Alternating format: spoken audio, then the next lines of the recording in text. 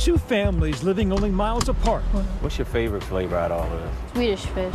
Both boys have dedicated fathers, enjoying the summer before 7th grade. They're wild turkeys. They just kind of hang out up here. Each man is middle class, married, college educated. You should try to skip one. You know how to skip them? Do you know how to?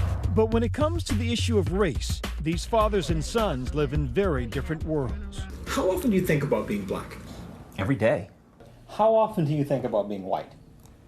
I really don't. We first met Daniel Kay, his son Aiden. Hello.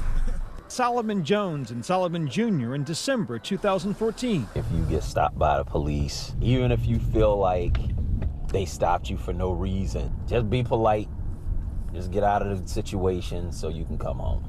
It was right after the unrest in the wake of the Ferguson verdict sparked a national moment of reflection that reached all the way into American living rooms. There's that part of me that looks at him and sees him as this innocent little boy, and I hate the thought of having to have conversations like this, but there are people who are living this.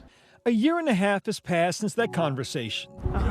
The boys are getting bigger, and so are the country's problems. In 1 week, Louisiana, Minnesota, in Dallas, tragedy and outrage, creating a fresh wound in the fierce debate over race, policing, and the argument over whose lives matter.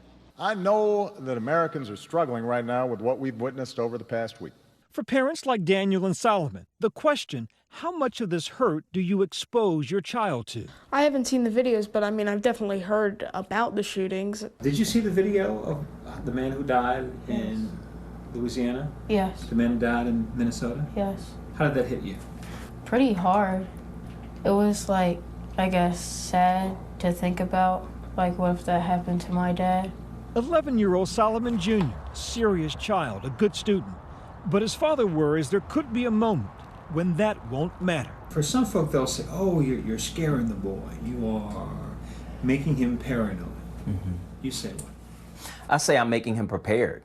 We are not people who hate the police. It's when you go someplace else and the people only know that you're black. They don't know that Solomon's an honor roll student. All they know is that you're black.